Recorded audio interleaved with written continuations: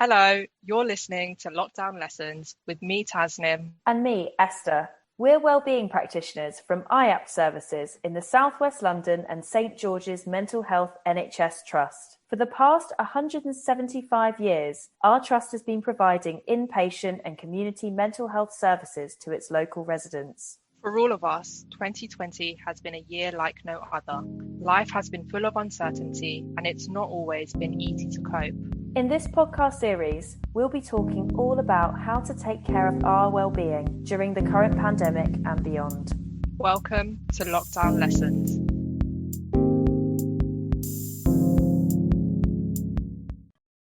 Hello, you're tuned in to episode 3 of Lockdown Lessons. I'm Tasnim.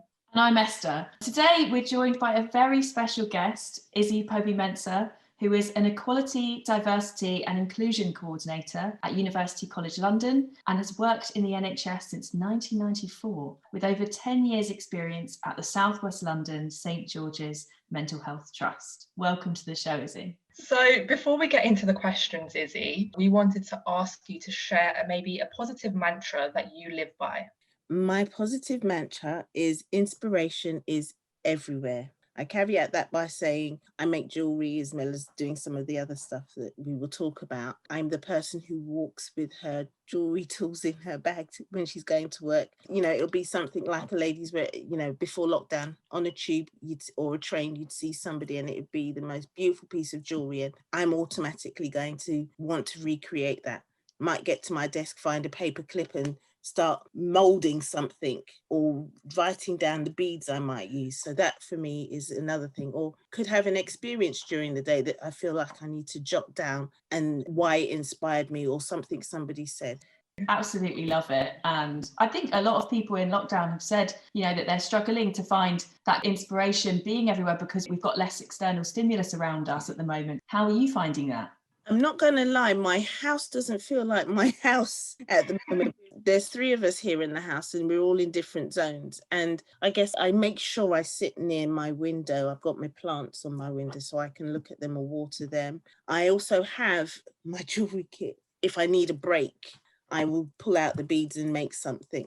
That's actually kept me quite well over the period, as well as the work that I'm doing because I now work from home. That's great. Is inspiration still everywhere for you, even in lockdown?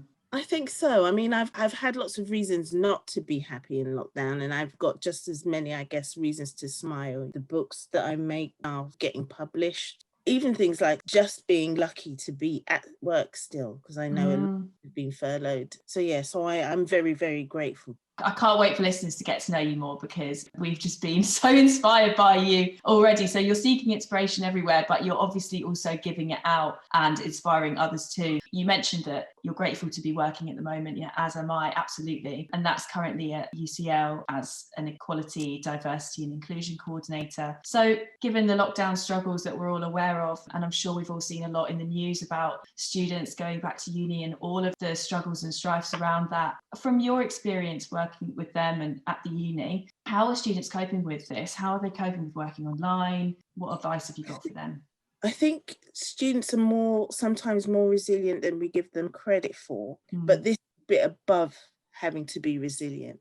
For anybody who doesn't know necessarily, UCL has been and is classed as a global university. So many of our students come from around the world to come and study here. So as the pandemic hit, many of them were having to leave to go back home and not necessarily knowing what they were going to find when they got home. And then we as a university had to be able to still provide for them, even with all our own struggles as staff. It was very quickly decided that we would, at least for the first term and possibly going into next term, make sure that we have online resources for students. It is not the university experience that those who've been to university recognise. Everything has been virtual. If you can imagine that it throws up so much inequality for students, because the perception is that in order to go to somewhere like UCL, you're all quite well off, we've all been privately educated. That's not the case. UCL is very diverse in that way.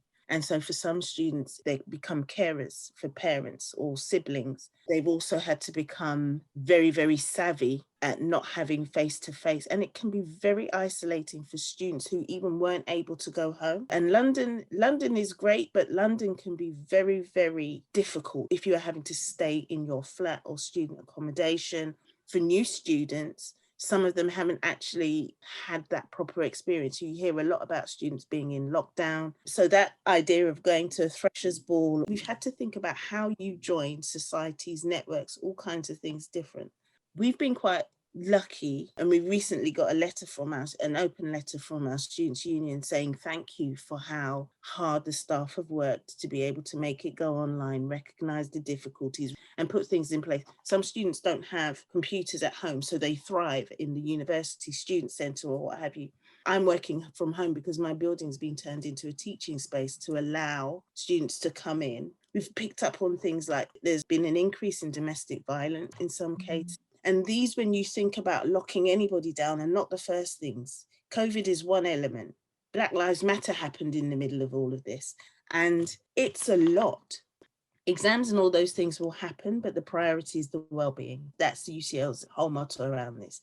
Well-being, surviving, thriving is the key thing. And it's just really about doing everything a bit differently. Yeah, that's definitely what I can hear is that thinking quite innovatively about solutions, how to even use the space of the university differently to cater to students, but also thinking about how their experience will be so fundamentally different to what it should have been in a way, and they would have hoped it to be, and what you'd have hoped it to be for them, but that will have an impact. And I think in terms of well-being, that intersection of, as you said, those things, like if domestic violence is rising, you're cooped up indoors, if you're caring for someone, if you've been affected and you've been part of Black Lives Matter movement as well, the intersection of all of those things, that is, as you say, a huge amount.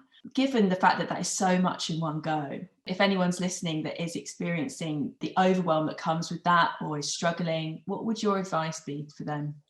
So in the first instance, in particular, if you're a student in a university environment, the Students' Union is a port of call. The Student Welfare Office is a port of call. If you're in a really big university like UCL, the department that you're associated with for your course, in some instances, that's the beginning and end of where you live at UCL, if that makes sense, or in your university. So there'll be pastoral care people in there, the faculty office, where you can go and get the advice. But I would emphasize that the biggest thing is about us as professionals, making sure you know where you can go. It's very easy for me to sit here and say, go to this place. But actually, if we do our induction well in this new way, students do know that they've got that support. That for me is the most important thing. And you still get the sense of belonging.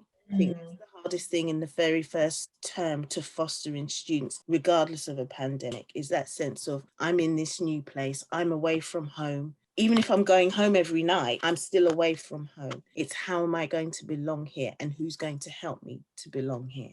So Izzie, you've been working really hard to support students and maintain their well-being. So I just wanted to ask you, what has the experience of COVID-19 been for you personally, and how might it have affected your well-being during this time? I'm not going to lie, it's really been up and down. It's really been difficult. The first down, we lost friends and we lost family members. And especially over the Easter period, it was particularly overwhelming in terms of loss. It's weird that sometimes work can help you through this. I've been to a few funerals online, which is totally outside of anything that my culture is used to. And you don't feel like you said goodbye, is the honest answer to that. You haven't been able to be around your family and comfort the people who have had the loss. And then to be able to explain that to somebody is also quite difficult. You know, we all are going through it, but we're all having really different experiences of it. I really did find that period really overwhelming, and I had to sort of take myself out. There was just a few days where I just had to take myself out. Because you can't focus on work, you can't physically do anything, and you may be crying more than you would normally be crying because it feels like it's just a lot. And the thing of it is when you're really empathetic as well, you feel everybody else's pain. So you're collecting it without somewhere for it to go. Because again, at work, you would also hear of somebody's trauma or what they're going through. And the role that I do, there's only so much you can comfort before you actually have to find a way to check yourself. The great thing about working from home, or the worst thing about working from home, is that you forget to take annual leave. Yeah, I think we've all been there. Absolutely. That's when it comes in handy. I'm still being told off right now because I've got days to take. UCL's been very generous. For the bank holiday in August, we all got an extra day. At Christmas now, we're also going to get an extra week. I only found that out yesterday and I was like, really?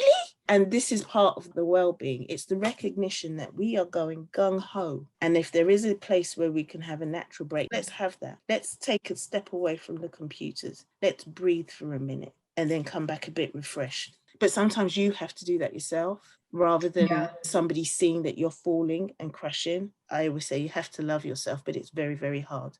Thank you. Thank you for sharing that. That is really insightful to know your personal experience. And I think what you've said will definitely resonate with a lot of people. I think we've all been there, forgetting to take annual leave, forgetting to take a break.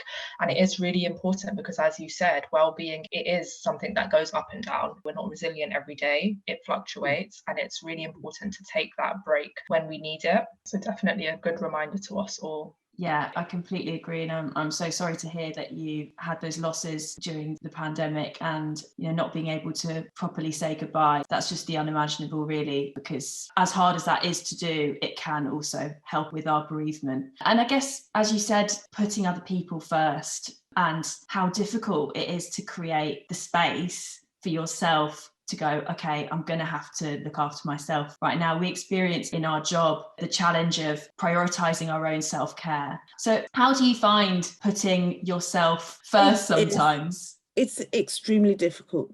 I'm the daughter of a nurse and I call myself an NHS brat. My whole yeah, I am definitely an NHS brat. And the reason I say that is nurses or clinicians, where it's a vocation, not a job, we're always putting people first. So I grew up in an environment where we put other people first. Being of Ghanaian heritage, my dad is a bit of an elder and he would go around and do the naming ceremony for babies, you know, at the drop of a hat, or he'd be the MC for an event. My dad's still here, my mum's passed away, but they're very community minded. That's the sort of the norm. That's what you do. But I remember being at Springfield. So I had 3 roles when I was at Springfield. I was in multisystemic therapy. I was real-time feedback patient experience coordinator, and obviously my EDI role just before I left. And one of the things that always came out whenever I was on a ward or anything is that when you work in mental health, in particular, if a nurse is on a ward where it's a particularly difficult ward, an acute ward, and they might get hit, a lot of them don't stop and think that they then need to look after themselves. They'd be off for a couple of days if they had an injury and come back. They thought it was the norm. They thought it was part of the job because the patients are sick. And I would be like, but if that keeps happening, you are going to become sick. Whether it be physically or mentally, you're going to become sick. So there has to be a point at which you do have to stop and love yourself a bit. There were occasions where we were having really high turnover of staff, and not because the trust in itself the trust has always tried to be supportive, but sometimes it didn't come over as supportive because it sometimes has to come from us. If we're always short of staff and things, so we always pick up ourselves and turn up. So it's a really, really, really difficult thing to change your mindset because you're only coming to work to care for the patients, to get the patients well, but you're not thinking about how am I going to make sure I don't become the patient? And that was sometimes my experience. How do I help people to not become a patient? What can I do to be supportive of them? It's really hard, but if I was to impart it in a way that sort of makes sense for somebody whose passion and vocation is keeping other people well, if you think about what you won't be able to do if you're not well, you need to keep yourself well. So you have to take the time and not feel guilty. I don't know if it's changing, but as I've grown up in the NHS, there was always a bit of a guilt if you weren't able to be there. When continuity of care came out, I remember my mum and some of my aunties looking around and saying, who is that person who came up with that phrase? Don't they realise that's what we've been doing all this time? Especially in Springfield, where we have patients who've been there for a long time. If people have ever been on a ward, you know that people will leave and sometimes, unfortunately, they have to come back. But they are the characters. They are known and everybody knows them, whether they're easy patients or they're not easy patients, you know them. So that is the continuity of that they come to a place that is familiar to them. Whilst they're sick in the first instance, they know that they're going to be looked after and cared for because they've been here before and they know the people who are looking after them. And yes, we do have some high turnover, but there will be patients who will tell you about, I was on this ward and I had the best care on this ward, and I want to go back to this ward for my treatment because the people there know me and I'm safe there. And that helps them get well to a better state quicker than if they go to a totally alien environment and don't feel safe. Those are sometimes the little things that we make a big deal of and don't necessarily always get. Absolutely. And I think when our focus is so much on how to support others, and when the need is also so great and you really want to do the absolute best all the time, then there's always more work to be done, isn't there? There's always more that you could do. It's therefore just really understandable as to how you could forget yourself and not apply the same principles back for yourself. Exactly. I think that's a really, really good reminder. And I hope for anyone listening, it's that old putting your own oxygen mask on before you put on even a small child on the plane. And it's such an uncomfortable message in many ways because it even goes against our instinct, which is almost why I sometimes think that well-being can be so hard to learn. And it's why it's something to be learned, because it's not actually sometimes instinctive, interestingly. It's not. You don't know about well-being until you've become really sick or you've been ill, whether it's physically or mentally. It talks to that thing about prevention first. Prevention may not stop something happening. It is about, you have prevention, you have an illness, you have recovery, but you have to have restoration so that it doesn't come back to either a need for prevention or the illness again. At this moment in time, we're in the middle of a pandemic. People are locked in. The place that they would call home is now their office, and you don't feel like you're escaping from work. These things all are factors. Yeah, absolutely. I really love the message that you've got there about the importance, as you say, of that early intervention and even prevention, which is a lot of what we talk about with wellbeing. And that kind of leads me on to my next question, actually, because it's sort of about being at the start. So you're also an author. You've written these books, these children's books. So for anyone listening, you can find them on Amazon. So there's A Joa Goes to Nursery and A Joa's Paddling Pool. So why did you write these books? Inspiration's everywhere. So what inspired you to write them? Tell us about them. So my journey into NHS is, I guess, like many, it was a sort of second career rather than a first career. My mum was already in the NHS and I'd had my daughter and I was working for a pharmaceutical company and it was miles away. It was so far away. So I changed and I started to work in the NHS. But then as my daughter started school, we're in London, we're in a school that is very diverse. She would come home and she would talk about her day. I'd ask her what she was reading and she didn't see herself. So I said, what do you mean? She said, well, and she'd bring home, they do the reading and you have the reading record, and she'd bring home the books and I couldn't see her in any of the books. And even though the school tried to be as diverse as possible, for me at the time, there weren't that many books. And I'm going back a good 23 years now. So these books were written when she's now on my second granddaughter. So that's the push that made me actually get them illustrated and published. But for her growing up and her siblings, it was a bedtime story that I read them about their day at school or what have you. And I could flip the script to each one of them. There's loads of them sitting there around. And it is about representation mattering. Being an African girl in the UK, even born and bred here, there is still culture and heritage. There's that sense of legacy. I'm of Ghanaian heritage. We're naturally storytellers. My parents' stories, all of these things, but we're not always the people who write them down. So I wanted her to have a sense of, this is who you were at 3. This is what you did. This is what school was like. So it's a memory keepsake as much as it's anything else. So I was literally doing it as okay, you've got a daughter now, here, you can give her this and she can see what you were like as a child. But what I wasn't expecting was that everybody saying to me, no, Izzie, you should publish that. You should get that in a shop. I'd buy it. And I did. I asked my daughter's permission before I published it because it's her stories. The good, the bad and the ugly of them all it's her stories, but they're always quite funny elements to them. So it's an unexpected addition to my bow in a way. I enjoy sharing them. I'm enjoying this journey. I encourage anybody, if you've got any stories in your history, more importantly, the funny ones to uplift people, share them.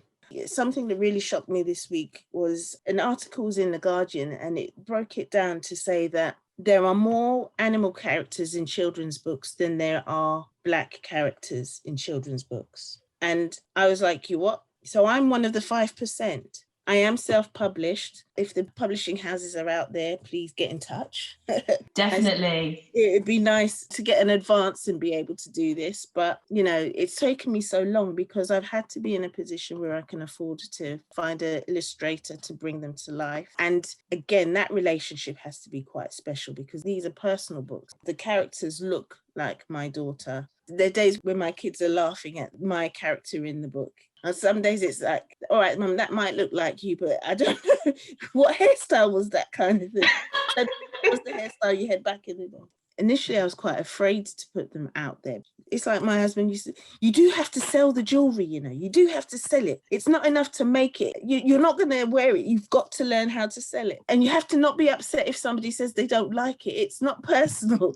And that, again, is a bit of a journey. I'm not really precious about it like that, in that way. I'm a sharer. If my books touch somebody and make them smile, if it conjures up a memory, but from a perspective of Black children seeing themselves in particular, then I've done what I set out to do. I've made Adwoa alive to other people. I've encouraged in my second book people to change the name, to take the day name that they were born on and read the book as if I want the books to grow with them. I expect parents to read them initially and then the children to pick them up and read them themselves and to keep going back to them. That would be great. Well, thank you so much for sharing your creativity with us. And I'm so glad that you did take the advice of your family and friends and you did decide to publish this and not just something that you kept to yourself, because I'm very lucky to have a hard copy of the book. And I can say that the pictures, the words, the colours, the fact that Adwoa is a girl from South London is just amazing. And as you said, just highlighting the fact that representation is so important and you've opened up a door for many young children. And just thinking about your book, Izzie, and the fact that you dedicated this book to your granddaughter, what kind of message would you want her to hear about well-being as she grows up? If I could have one wish, I think we need to learn it earlier. It's the same thing with a lot of things we say, but if we want children to go to university, we need to talk about it from primary school. We don't wait to year 9. Back in the day, they used to give you milk. I don't necessarily know that still happens, but if they can maintain that, that's the start of the journey. And if you can teach a child that fruit is good for them or vegetables are good for them, if you can give them small bites that make them recognize and be able to tell you if they're not feeling well, over time, we are expected to learn how to manage ourselves and be able to access things that will help us and so on and so forth. I think that's important. You know, I've watched things like Place to Be start to happen in school in relation to mental health. And Black all people, initially, I meet some of these things with suspicion. But then having worked in mental health, I recognise that for some of our communities, the first thing is not to get the counselling or to get the wellbeing service that you now provide. It's to go straight to treatment, straight into a hospital. Don't get me wrong, if it needs to happen that way, it needs to happen that way. But actually, to have had to have the plethora of alternatives that support the prevention of mental illness, for instance, I think that's hugely important. I used to be part of the BME forum and attend those meetings, and there's very much an ethos of the health and well-being is in the community, whether it be through the Pastors Network. Malik Gul always used to talk about being able to go to get some therapy in your barbershop. Actually, that's what happens. If you imagine somebody who's quite elderly, if they only go to the barber and they have that conversation, can you imagine how uplifting that is? Or the hair. Those small things sometimes are the difference between somebody's loneliness and health and well-being as a fourth emergency service outside the NHS kind of thing. So what I would want for my grandchildren is to continue for them to feel safe, to see that they matter and that their lives are important, and be able to look after themselves, because God knows they're going to have to look after me when I'm in. That's a message to your newborn grandbaby, as you just told us about. Yeah, your grandma's going to be looking for you to help look after her when she's old. It's not all about me, honest, but Well, I think that's a wonderful end to today's episode. I think your hope for your grandchildren's future, I think, is one that will hopefully resonate with people listening. And I think it's very clear the courage that you've shown in actioning your ideas and bringing them to life, to challenge the lack of representation, to tell those stories, and also the thinking around how difficult it is to put yourself first sometimes to carve the space to do that, but also how critically important it is in order to continue to find inspiration everywhere, in order to continue to do the things that you want to do for others. You have to be able to do for yourself as well. And as you said, how the community can make such a difference in terms of maintaining our well-being, which is obviously very difficult when we can't see each other as much at the moment. But staying connected is so important for our well-being, even if it is just picking up the phone or a text. Something at the moment is better than nothing. And eventually, we hope things will return. So I just wanted to say a huge thank you, Izzie, for joining us today. Thank you. It's a nice opportunity to come back to a place that was home for 10 years as well, and to just talk to you guys and share a few nuggets. Golden nuggets. Nuggets. You're a VIP of the Trust, I think. You're an honorary member still. So it's such a pleasure to have you back. Due to the current climate, we are holding one-to-one telephone workshops and online group sessions. We offer a wide range of wellbeing workshops to residents aged 18 or over who live in or have a registered GP in the boroughs of Wandsworth, Merton and Sutton. If you're interested to find out more about the services that we provide local to you, please find the relevant information in the episode description. We'll be back soon with a new episode. Until next time, take care and goodbye.